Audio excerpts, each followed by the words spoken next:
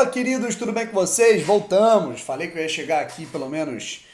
Não sei se vou conseguir publicar antes, né? Mas falei que ia ter mais um vídeo aqui nessa quarta e vamos colocar de quarta para quinta, beleza? Se inscreve no canal, deixa o like, ativa o sininho para você não perder nenhuma novidade. E lembrando que esse vídeo aqui é um oferecimento de OneFootball, o melhor aplicativo para você ter, baixar tudo, cara, ter tudo na sua mão, informações aí do futebol nacional e internacional, sobre jogos, data de jogos, horário dos seus times, jogadores, ligas favoritas. Você ainda assiste jogos de graça, principalmente no campeonato alemão da Bundesliga, rapaziada. Tem coisa melhor? Não tem, né, rapaziada? Então, baixa o OneFootball, link tá aqui na descrição, é de graça tudo isso, vai na minha. Vamos passar limpo aí algumas informações importantes que eu vejo que aconteceram aí. São 11h08 da noite desse dia 5 de janeiro, daqui a pouco já é o dia 6, e vambora, né, cara? Só completando algumas informações, né, que foram divulgadas aí no nosso último vídeo, sobre o Matheus Nascimento, tá? Eu informei, né, cara, eu divulguei uma informação, já parou no Fogão Net, né, parou em alguns portais aí, uma informação sobre a tentativa, né, o Botafogo já começando, né, conversa, o Botafogo já se preocupando, demonstrando preocupação e interesse em renovar com a joia Matheus Nascimento, que tem contrato apenas até o dia, não sei o dia exato, né, cara, mas o mês, perdão, de junho de 2023, ou seja, se nada for feito, em janeiro de 2023 ele já pode assinar um pré-contrato com outro clube. Então isso é perigoso, né? Isso é algo que o Botafogo tem que analisar com muita calma. É claro que não é nada desesperador, mas também é algo que demonstra preocupação, né? Porque o Botafogo ele tem que buscar essa renovação.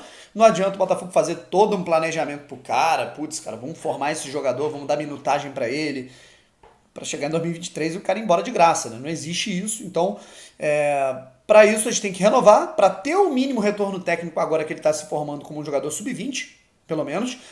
E para ter também, obviamente, lá na frente, um retorno financeiro na venda para um clube da Europa. Tá? Vamos lá. Então essas são as informações do Matheus Nascimento. Se você quer ver um vídeo em que eu falo especificamente sobre isso, vai no nosso último vídeo aqui no final da nossa, desse nosso conteúdo aqui. Vai aparecer em algum dos cantos esse conteúdo do Matheus Nascimento aí, beleza?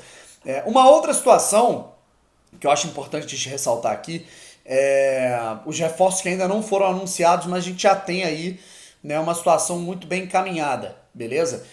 Dois deles, né, já foram flagrados aí treinando no Botafogo, já estão fazendo a pré-temporada no Botafogo, já estão fazendo treinamentos físicos, já estão ali sendo comandados pela preparação física do Botafogo, pelo técnico Anderson Moreira.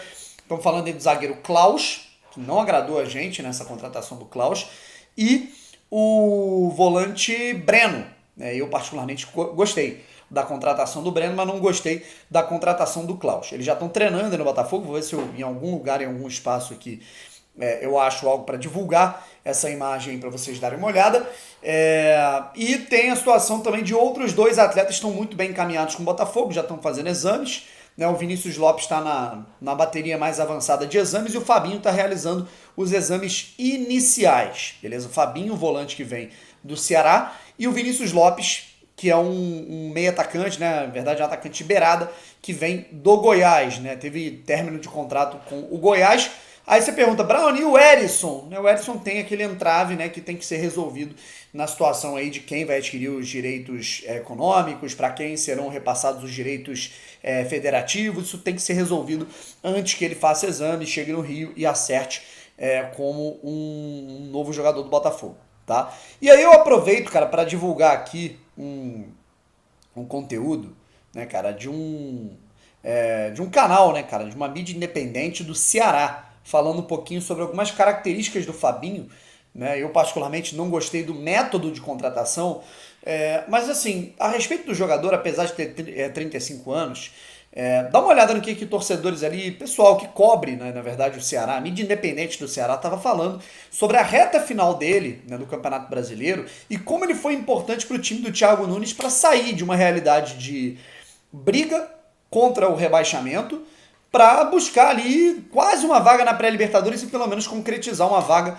na Copa Sul-Americana. O Fabinho foi um dos melhores jogadores da reta final do Ceará, de acordo com essas pessoas que eu vou colocar aqui na tela para você dar uma olhada, né? Muito pelo aspecto tático, ele jogando ali como um primeiro volante. Se liga aí. Mas um jogador tem me chamado muita atenção, que para mim é realmente o ponto de diferença do Ceará, que está trazendo equilíbrio para o jogo do Thiago Nunes e para a maneira do Ceará jogar muito mais equilibrado, dando liberdade ao Sobral flutuar mais nessa caça, né, de marcação que você sempre cita aqui, nesse jogo de marcação, que é o Fabinho.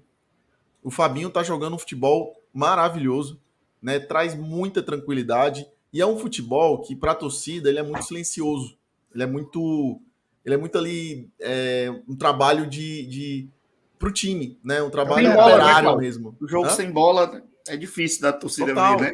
Exato. E o senso de posicionamento do Fabinho faz tornar as coisas meio que fáceis, né? Parece que é fácil, o Fabinho tá tomando a bola, parece que é fácil, o Fabinho tá passando a bola, mas não é. É o senso de leitura do jogo do Fabinho que é excelente. O Fabinho sabe ler o jogo muito bem. E a torcida não percebe, de uma maneira geral, esse senso de posicionamento do Fabinho dentro de campo. O Fabinho é um jogador espetacular. O Ceará não pode se desfazer do Fabinho para a próxima temporada, mesmo ele já tendo ali seus 33, 34 anos, se eu não me engano, porque é um jogador que ele não precisa estar correndo loucamente, porque ele tem um senso de colocação e uma coisa que a gente reclamava muito dele, o passe dele melhorou muito. Tá aí o nome do perfil, né, cara, que é o Bora pro Racha Vozão, beleza? Eu acho que o que mais a galera tá criticando não é nem o atleta, é mais a idade, mas eu acho que não vale muito comparar com o Ricardinho, que já não jogava lá há muito tempo, e o Fabinho, que era titular, né? Não se renovou pra renovar, né? Os ares ali no Vozão, dadas as circunstâncias agora, mas, perdão, mais uma vez, aí de disputa, né, de Copa Sul-Americana, né? E também a gente tem um aspecto que é mais da criatividade para contratar do Botafogo, mas a gente sabe também muito bem que sem dinheiro, e sem dinheiro mesmo, é muito difícil ser criativo. Então eu quero saber a sua opinião sobre a contratação do volante Fabinho depois dessas palavras aí dos torcedores aí do pessoal da mídia independente de um canal aí do Ceará. Galera, que loucura! Eu quero inclusive fazer um vídeo específico sobre isso, né, cara? Que loucura! Essa saída do Fábio do Cruzeiro. Pô, Bruno, mas o que isso tem a ver com o Botafogo? Fábio saindo do Cruzeiro e tal? Eu acho que uma coisa a gente pode tirar como gancho para discutir, né? Porque o Cruzeiro agora é SAF. E o Botafogo também virou SAF. O Cruzeiro tem um investidor que captou 90% do clube. O Botafogo também vai ter um investidor, se Deus quiser, que é o John Textor, que vai adquirir 90% do clube. E também num valor ali que gira em torno de 400 milhões de reais de investimento numa dívida de 1 bilhão. Então tem algumas coisas aí de interessantes para a gente analisar do baque que vai ser dessa forma societária, né, dessa forma estatutária, né, e amadora na qual um clube é uma associação sem fins lucrativos. Ela é gerida no Brasil e o Botafogo é esse tipo de associação há 117 anos, como ele vai ser gerido numa empresa. Tá? E você tem o ônus, você tem o bônus, você tem aquele bônus que vai ser o pagamento da dívida, uma gestão profissional, um time mais competitivo. Só que, cara, ao mesmo tempo você vai ter algumas coisas que elas podem doer. E como deve estar doendo, né? Se doeu em mim, que eu sou um fã do futebol, eu sou um cara que eu gosto muito do futebol, essa saída do Fábio, imagine para o torcedor que vê o Fábio no gol do Cruzeiro há 17 anos, ganhando o Brasileiro, Copa do Brasil, vice-campeão de Libertadores, vê o cara... A gente tem essa referência muito com o Jefferson, eu tô com a camisa do Jefferson, inclusive, né? Essa referência com o Jefferson, dele ser um cara que...